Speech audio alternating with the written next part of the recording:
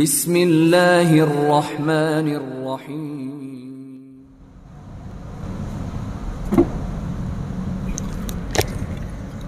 Alhamdulillahilladzi arsala rasulahu bil huda wa dinil haqq liyudhhirahu ala dini kullihi wa kafa billahi shahida. Asyhadu an la ilaha illallah wa asyhadu anna Muhammadan abduhu wa rasuluhu la nabiyya ba'dah. Allahumma salli wa sallim ala sayyidina Muhammadin wa ala alihi wa sahbihi wa sallim ajma'in. Faqala Allah ta'ala fi kitabihil karim, a'udzu billahi minasyaitonir rajim. Bismillahirrahmanirrahim. Ya ayyuhalladzina amanu taqullaha haqqa tuqatih wa la tamutunna illa wa antum muslimun. Wa qala aidan laqad ja'akum rasulun min anfusikum azizun 'alaihi ma 'anittum harisun 'alaikum bil mu'minina raufur rahim. Shadaqallahul adzim wa shadaqa rasulul karim wa nahnu 'ala dzalika minasyahidin. Usikum nafsi bitaqwallahi wa ta'atihi la'allakum tuflihun. Ma'asyiral muslimin, sidang Jumat yang berbahagia, puji syukur kita panjatkan kehadirat Allah Subhanahu wa taala. Pada kesempatan siang hari ini kita masih diberikan nikmat iman dan nikmat Islam sehingga kita bisa melaksanakan sholat Jumat berjamaah.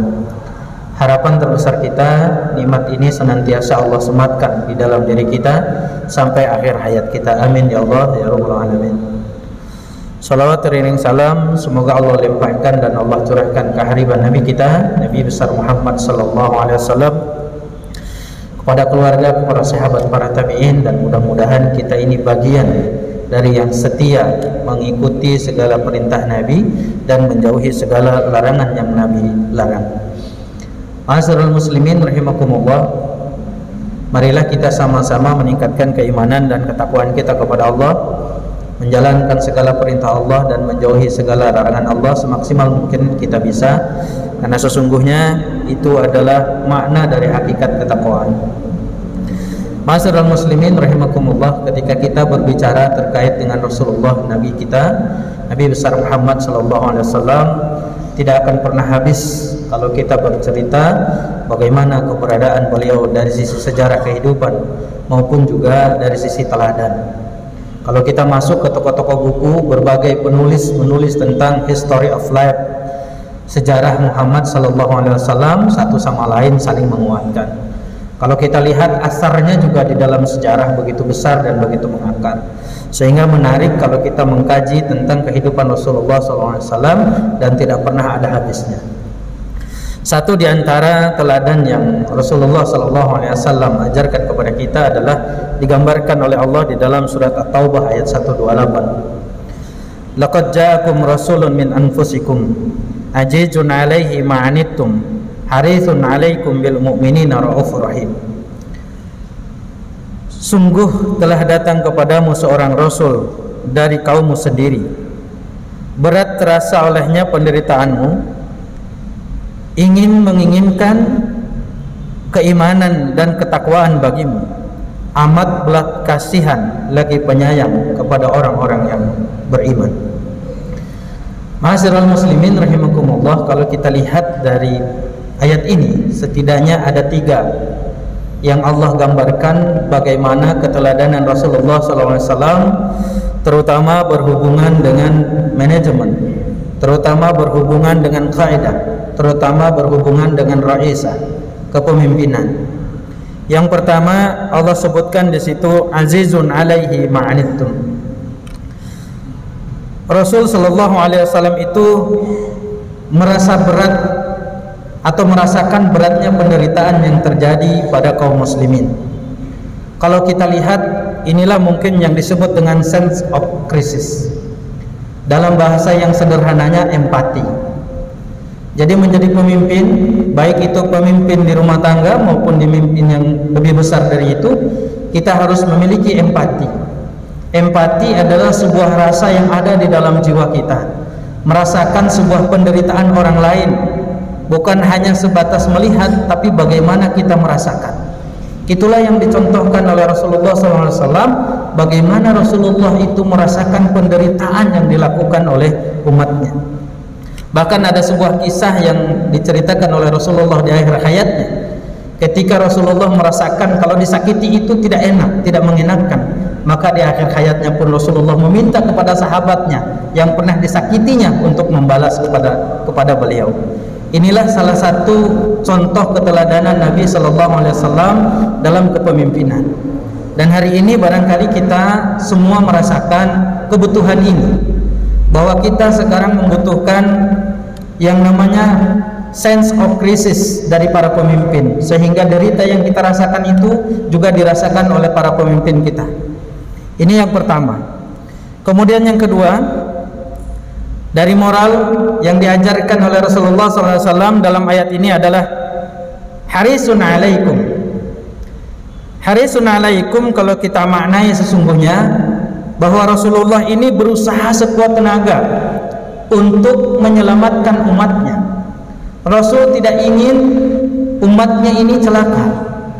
Rasul tidak ingin umatnya ini menderita. Makanya Rasulullah SAW berusaha sekuat mungkin agar umatnya terselamatkan di dunia dan di akhirat. Bukan hanya di dunia, tetapi juga di akhirat. Oleh sebab itulah apa yang dibawa oleh Rasulullah SAW dari A sampai Z, dari mulai tidur sampai kemudian tidur kembali, sudah diajarkan. Itu semua adalah dalam rangka menyelamatkan umatnya.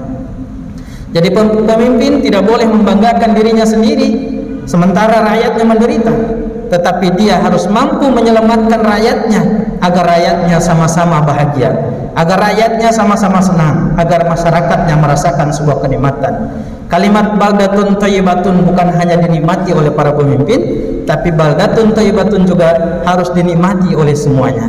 Maka pemimpin yang baik berangkat dari ayat ini adalah mau memikirkan dan berusaha semaksimal mungkin agar umatnya bisa merasakan kebahagiaan sama seperti bahagianya dia menjadi pemimpin.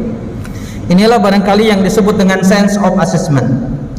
Kemudian yang ketiga, ma'asyiral muslimin rahimakumullah, dalam ayat ini kemudian Allah sebutkan Raufur Rahim, bahwa Nabi ini memiliki kasih sayang.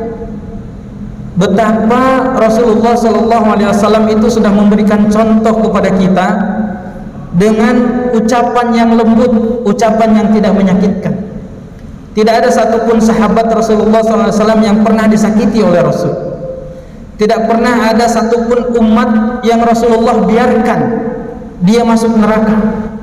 Kalau kita baca berbagai literatur hadis, ternyata Rasulullah ini menjamin umatnya agar bisa semuanya masuk surga. Bahkan ketika Jibril datang meminta kepada Rasul untuk memilih apakah separuh umat Nabi Muhammad masuk surga atau mau diberikan syafaat, maka Rasulullah SAW memilih mengambil syafaat dibandingkan dengan separuh umatnya masuk surga. Menurut para ahli hadis, mengapa Rasulullah mengambil syafaat, tidak memilih separuh umatnya masuk surga? Karena syafaat lebih luas. Artinya Rasulullah bisa memasukkan seluruh umatnya ke dalam surganya. Di dalam hadis yang diriwayatkan oleh Imam Muslim, Rasulullah SAW bersabda, "Ana awalun nasi yashfa'u fil jannah wa ana aksarul anbiya'i tab'an." Kata Nabi, saya adalah orang yang pertama kali memberikan syafaat di surga, dan saya adalah Nabi yang paling banyak pengikutnya. Ma'asyiral muslimin rahimakumullah, banyak sekali bagaimana caranya kita untuk mendapatkan syafaat. Satu diantaranya adalah dengan sering membaca salawat kepada Nabi SAW. Di dalam sebuah hadis pun disebutkan, barang siapa yang membaca salawat kepada Nabi pada hari Jumat 40 marrah, 40 kali, maka dia akan dijamin tidak masuk nerakanya Allah Subhanahu wa taala. Mudah-mudahan ma'asyiral muslimin rahimakumullah, ayat ini menjadi modal buat kita agar kita kelak menjadi pemimpin yang soleh, pemimpin yang bisa meniru Rasulullah SAW. Meskipun Rasulullah itu tahu bahwa tidak semua orang akan beriman kepadanya, sebagaimana Allah sebutkan di dalam surat Yusuf ayat 3, "Wa ma aktsaran nasi walau harasta bimu'minin." Tidak semuanya, kata Allah, orang itu beriman kepada Rasul meskipun Rasul itu berusaha semaksimal mungkin menggayat orang untuk beriman kepadanya. Maka wajar kalau hari ini jumlah kita di dunia ada sekitar 7 miliar, yang berimannya kepada Allah tidak lebih dari 2 miliar. Mudah-mudahan ma'asyiral muslimin rahimakumullah, yang disampaikan ini menjadi modal buat kita sehingga kita menjadi pemimpin yang mengikuti jejak Rasulullah sallallahu alaihi wasallam. Barakallahu li wa lakum fil Qur'anil azim wa nafa'ani wa iyyakum bima fihi minal ayati wa dzikril hakim. Aqulu qawli hadza fastaghfiruh innahu huwal ghafurur rahim.